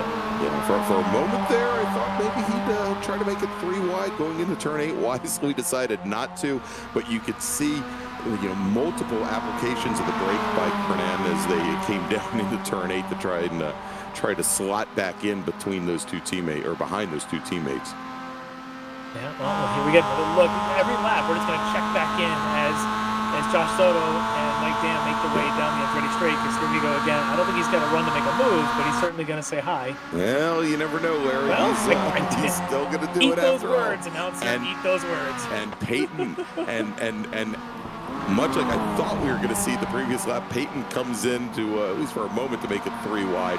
He slots in back behind Soto, but maybe we should be checking every single lap to see who Josh Soto is going door to door with, because I think there have only been about 3 corners over this entire race that he has not been door to door with somebody. Yeah, he's super racy, and it makes for a lot of fun to watch. And he's being super cautious too. He's not sticking his nose in where it doesn't belong. No. He definitely belongs there in every one of these moves. Yeah, no, he's got his timing down, and he's not making any ill-advised moves. I mean, when he goes in and puts that car down towards an apex, he's got the position. But here we go. We're getting racy here between the teammates of Fike and Peak, I believe that is. Yeah, with Tony Kernan just right behind. Oh, Kernan has the rear end step out on him right behind the 2 teammates. As he's got his adversary and Jordy Fike now in front of him. Yeah. Say hi, remember me? Back. The virtual hand wave there as they come through turn 1. Oh, Kernan a little wide at 1. He's dancing with the double back there, isn't he? He really is, and if we see the last 2 laps as he's come down Andretti going towards turn 8, he really appears to be looking for, just if he's got a wait, we've got to check in again. Andretti Straight with Josh Soto and Mike Dam. Side by side. Yeah, there we go. And do we get a little tap here? No. Dennis Branch doing just awesome work tonight, making sure that we're not missing any one of these passes down the Andretti Straight. Yeah, thank you, Dennis.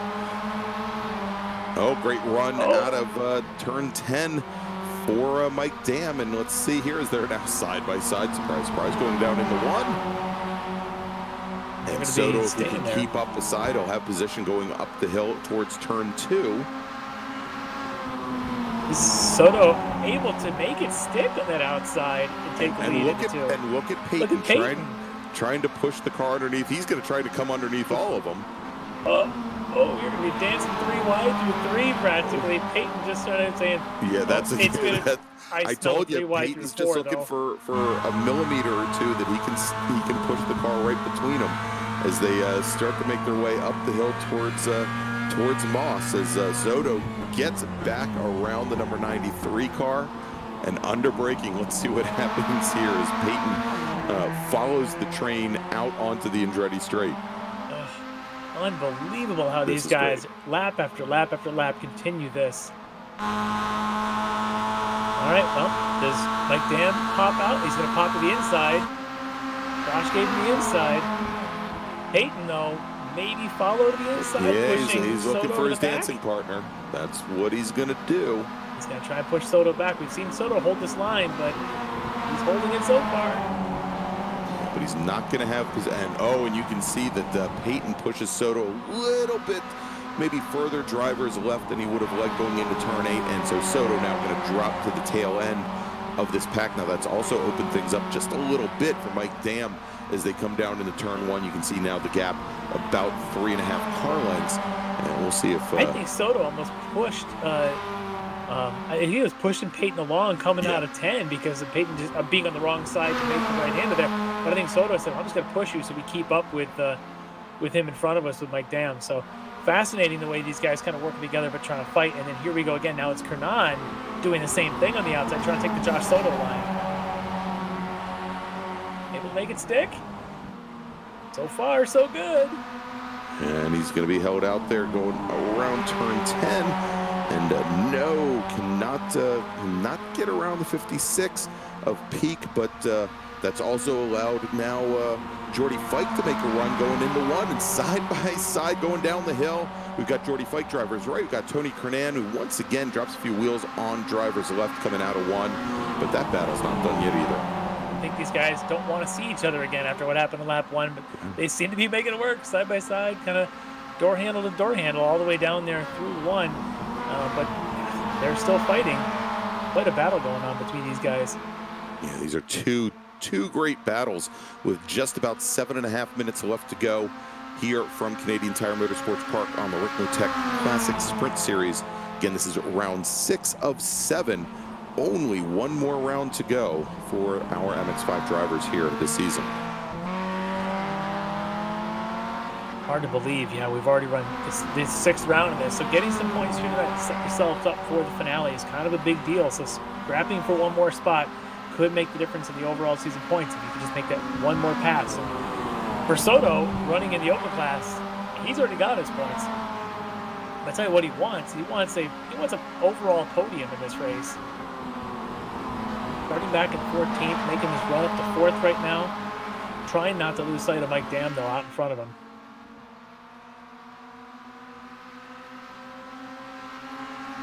Meanwhile, behind them, the battle for second in the open class with Parsonal, Cranston, Santinelli, and Pronkway. I was going to say that might be something we need to jump back to because they've been bunched up for a couple laps now.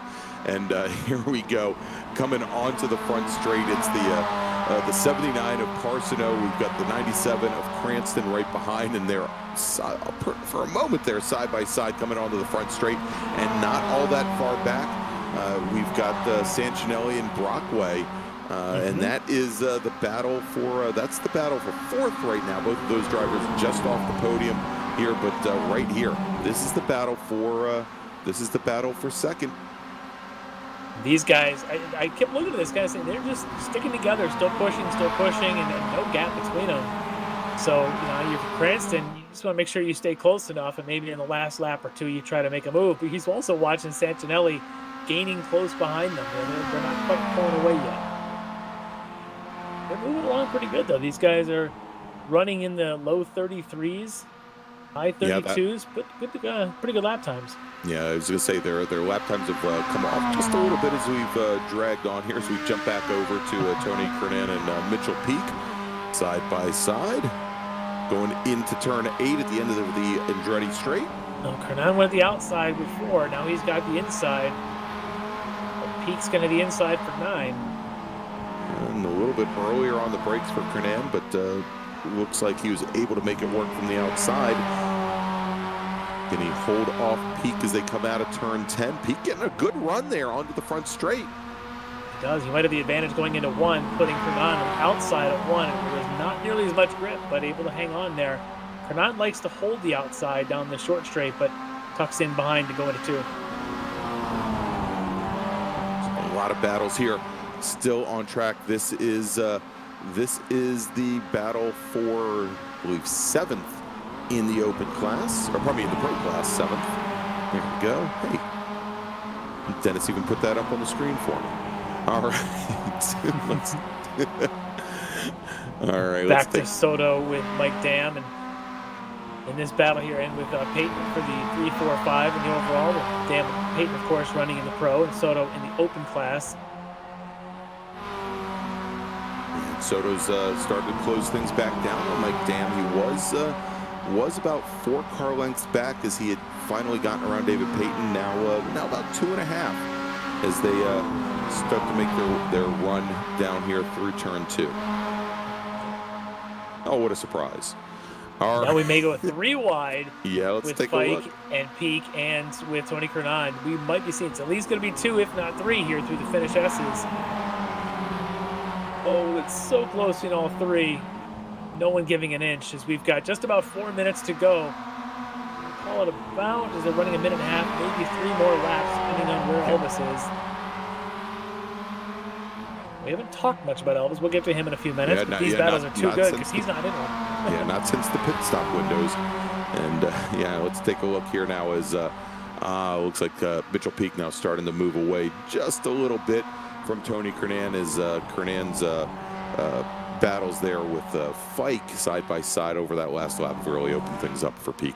All right, so there is our leader. Hey, we can talk about him a little bit here. And you'll notice he is throwing the car around just maybe a little bit more than early on in the race, as perhaps those tires starting to go away just a little bit.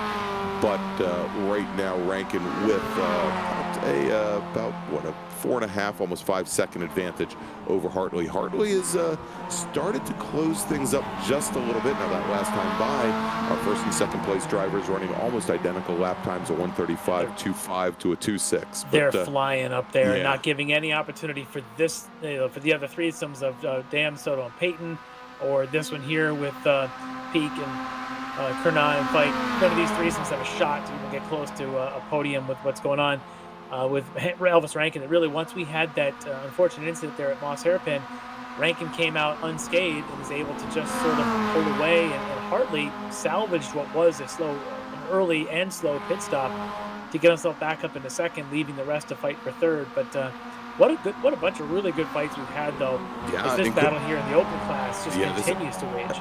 Yeah, exactly. This is the battle for second in the open class, as we've got Nicholas Parsono and Jeffrey Cranston side by side. Once again, Parsono continuing to hold off Jeffrey Cranston as they come onto the front straight now with, as you mentioned, probably what about, we're at 1:13 now, we've got about 2 minutes left, so I'm calling it 2 laps, given where Rankin is now coming on to the front straightaway in a second.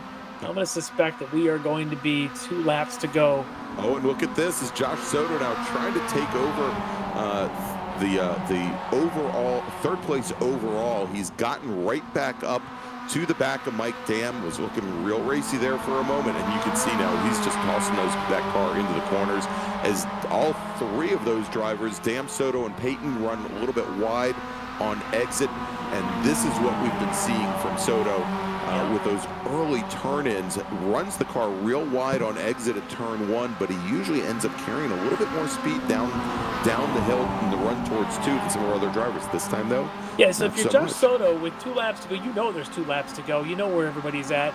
And his place being so difficult, this is no guarantee. This isn't one of those where, Road Atlanta, you're going to guarantee you can draft down the back straightaway, or, or Road America, where you can get a long draft going into Canada. This isn't that. This is where if you can make a pass, you make the pass. He needs to get a run off of Moss Hairpin this time, but he's got Peyton in his rears that's going to probably want to do the same thing to him.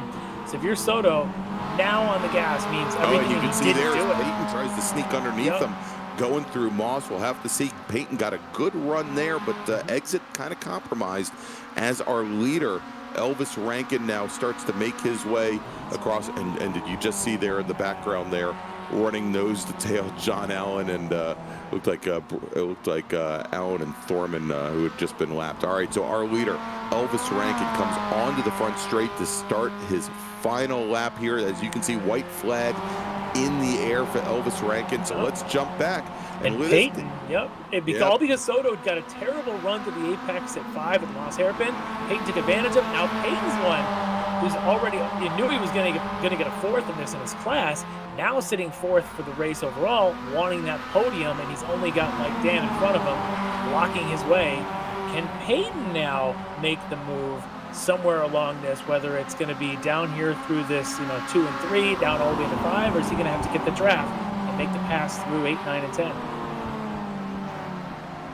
Because you get this battle going on, you get the Pete Kernan Fike battle going on, you get the Cranston Parsono. Yeah, I was just going to say, and Cranston finally made his way around Parsono for the moment, as they're now side by side down Andretti. Parsono getting back around Cranston. Cranston had gotten a great run out of Moss, but there you go. As you can see, Parsono takes back over second position in the open class as they come down into the S's for the last time.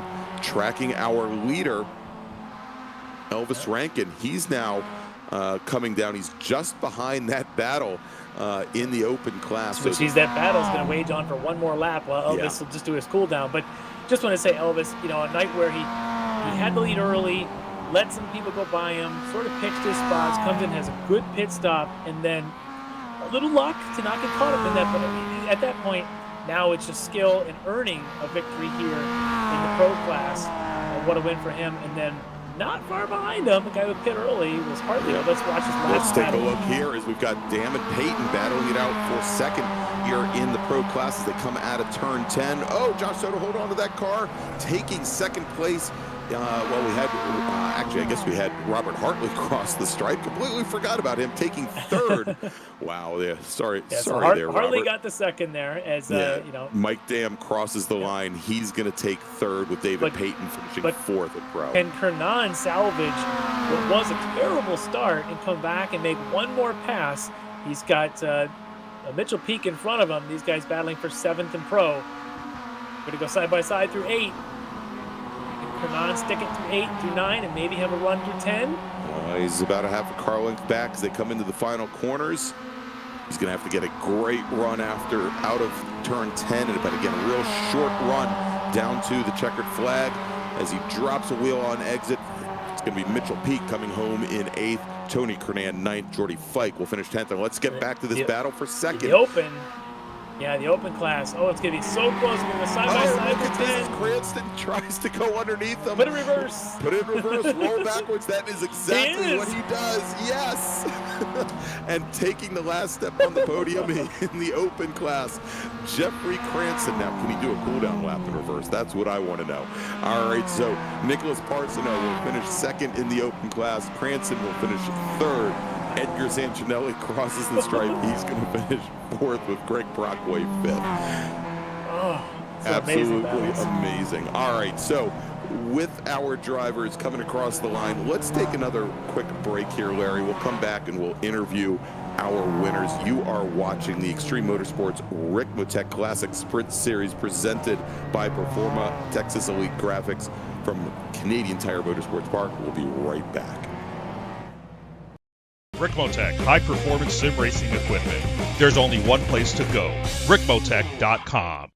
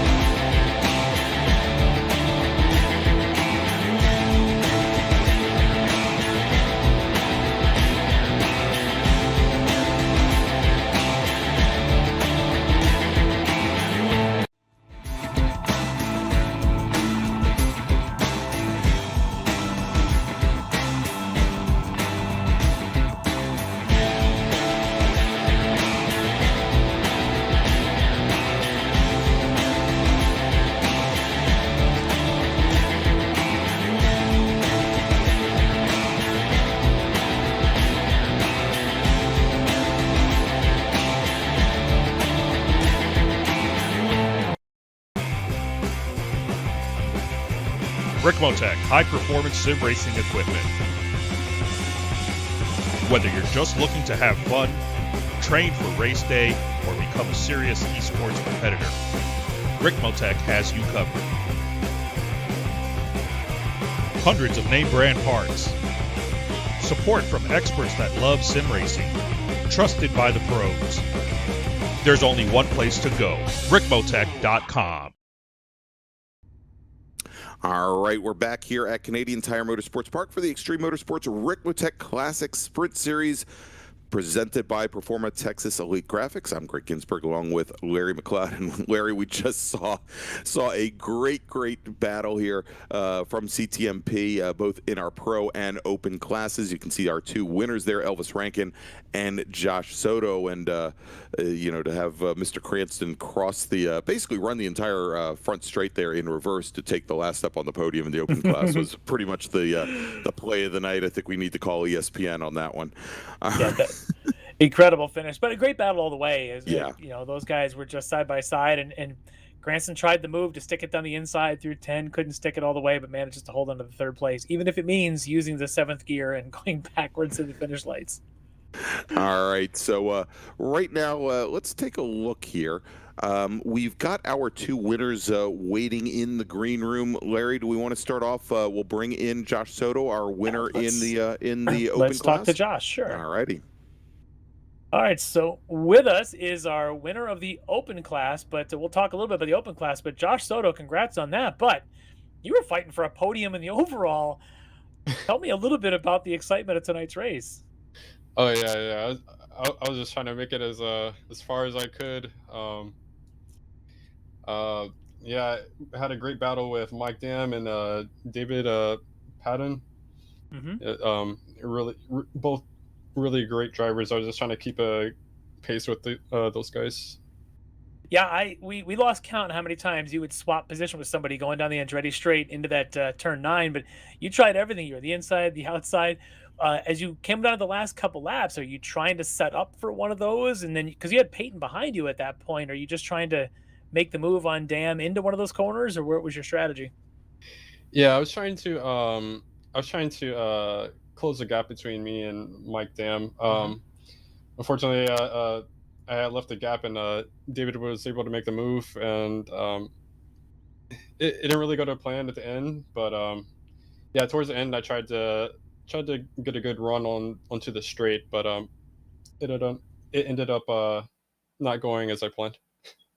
Yeah, but still, what exciting race. We kept flashing back to you every time you're going down the Andretti straight, saying which side is Josh going to go to, and you were mixing it up pretty well.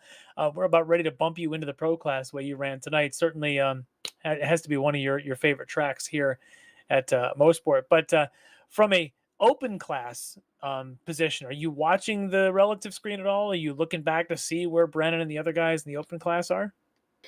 Oh yeah, yeah, it definitely was.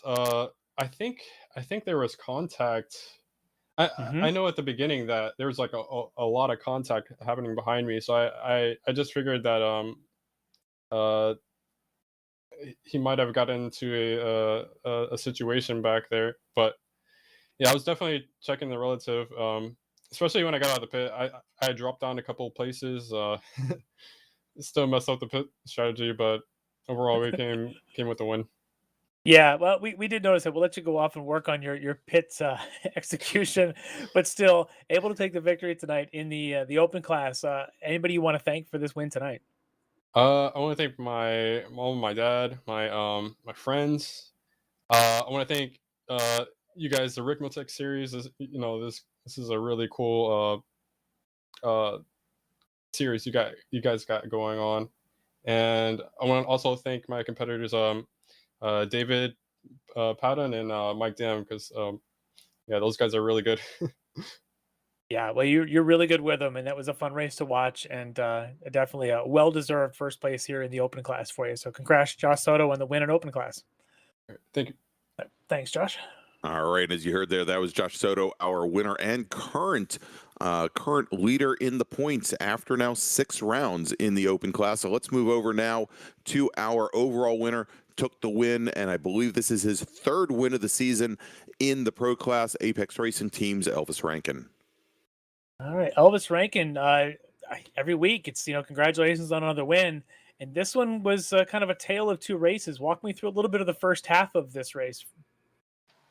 Yeah, it was definitely, I guess you could say, like 2 kind of 40-minute sprint races, because it was very like strategy based. I mean, strategy was kind of out the window the first half of the race. You know, it was kind of just Mosport's one of those kind of tracks where it's super easy to be really tight to each other. Like I think in qualifying, the top 10 were within 4/10, so that's mega impressive. And it's very challenging to draft. So it was just, you know, kind of first set of tires didn't really matter. So it was kind of just trying to break as many people as possible and then get the rest of them in the pits. And then it was definitely a shame in the second half of the race because it was going to shape up to be a good one. He had like a 4 or 5 car pack, and then yeah, it was a big incident in Moss. That was definitely a shame. Yeah, it was. It did kind of ruin what was definitely going to be shaping up to a fantastic finish with the 4 of you there. But even before that, you know, when you guys were still that pack of 8 or something, we were noticing that they were kind of letting you lead. And at some point, things started shuffling. Mitchell Peak got out there. Mike Dam got out in front of you. Was that a little semi-coordinated, or it was just if somebody gets a run, you just let them have it and hang on? What's your thought process? Just let him have it. I mean, it was way too early in the race to fight for spots. I mean, we went 3 wide, which I thought was way unnecessary at like 30 minutes in, but it's fine. I mean, it was definitely kind of, I didn't want to be leading for the whole first half of the race. Everyone's going to be able to fuel save, and everyone's going to be able to, you know, save everything they have. And then right at the end, then they're going to just pop out of the pits and boom, they're going to have like 2 to 3 seconds on me. So I was, you know, trying to maybe get second or third and save just a little bit of gas just to give me a little bit of buffer. But I don't know how in the world. It would have been interesting to see, but I barely made it, and it would have been interesting to see like if Mitchell Peak and John Allen made it, because it would have been tight for those guys. Yeah, it would have been very interesting because we'd watched the gaps as Peak had that great short stop, and he was out there, and you guys kind of caught back up to him. It was winding up to be a good one. At the end of the day, though, you know, you drove well enough, and then you just essentially had to go out and finish laps for the last 15 laps or so by yourself, and to get another win here. 1 round to go. What are your thoughts going into the last round here of the season? Finish the season how it started, and try and come home the champ. I think that's everyone's goal. I know that this is kind of the big point shake-up round, because I think now instead of like going in the final race, I think it was all on the cards, and maybe 5 guys, mathematically 5 or 6 guys could win the title, but now it's slimmed down to maybe like 2 or 3. So yeah, it's just running a good clean race, you know, and just managing the tires and that stuff, and it'll be fun. Yeah, well, you did a great job tonight. You were set up to win an exciting finish. It turns out you end up getting a pretty big gap there for the win. So congratulations for yet another victory here for you, Elvis. Well deserved, of course. But who would you like to thank tonight? Yeah, for sure. I want to thank Apex Racing Team just for supporting me all the way. I want to thank as well, dedicate this one to Zach Campbell. It's his birthday today, so big shout out to him. He's one of the best drivers. He's really quick, so congrats to him on becoming another year older. But yeah, thank Apex Racing Team, Alex Simpson for, you know, helping me just take the leap, and all the guys at ART for just opening me with welcome arms. And it's been amazing for almost 3 months now. So can't wait to add another 3 months and then more and more and more, and just continue to progress. So I can't wait. I want to also thank our team sponsors, SDK Gaming, Apex Racing Academy, Virtual Racing School, and Simputers. Those guys keeping us on the track, and couldn't do without those guys. So big thanks to them. I want to thank my mom, my dad, my grandma, my grandpa, all those guys for supporting me in real track and on-track racing and sim racing. And then I want to thank Mark at HPP for just helping me out with anything I need to do in the pedals. Thank you to him so much. I want to thank Extreme 99 for putting on the whole thing. Rick, the league owner. If it wasn't for him, we wouldn't be here today. It's like 16 or 17 seasons deep now. So want to thank the league admins, Kevin Ford, Jeff Jacobs, Ryan Cobb. Thank you to those guys so much. And then, of course, you guys at Apex Racing TV for putting the whole deal on for the broadcast, so then all of my supporters can watch. I appreciate that. And I think we're actually in season 18. Amazing that continues to go on. You're absolutely right. This is definitely one of the best series out there, if not the best. So congratulations on another win here for you, Elvis. And we will definitely see you in the last round of this in a couple weeks. And we'll, of course, see you next week as well. Yeah, we'll be there. Thanks, guys. All right. Thanks, Elvis. All right, and there you go, Elvis Rankin, our winner tonight, both overall and in the pro class. So, Larry, great evening tonight here at Mosport at the Canadian Tire Motorsports Park. We've mentioned it a number of times, and as we get ready here to run through the schedule of upcoming events, in all of our Ricmotech series. Definitely looking forward to our last event of the season in the Classic Sprint Series coming up in 3 weeks. So let's take a look at that schedule. Coming up next week, next Monday night at 8 p.m. Eastern Time, the Ricmotech Sports Car Series. Those are our GT4 and TCR cars. They're going to be heading to Mid-Ohio Sports Car Course for round 6 of 8. And should be a great battle there as they're coming off their last round, which was also at Belle Isle. And then on May 10th, the World Challenge, it's going to be heading across the pond. It's going to be going to the Circuit de la Sarthe to Le Mans, where we've got our LMP2 cars, GTE and GT3 cars. Perfect course for those racers. That's also round 6 of 8. And then finally, May 17th, 3 weeks from tonight, the Classic Sprint Series finishes up the season at Barber Motorsports Park. So definitely looking forward to that. And so as we wrap things up here, I want to remind everybody that they can go to extrememotorsports99.com for all official results. And of course, if you like what you saw here tonight, go ahead and subscribe to the Apex Racing Racing TV YouTube channel. Go ahead and give us a big thumbs up and leave a couple comments to stroke our egos as well. So for Larry Michael, for Dennis Branch, I'm Greg Ginsburg. We'll see you next week. Ricmotech, high-performance sim racing equipment. There's only one place to go, ricmotech.com.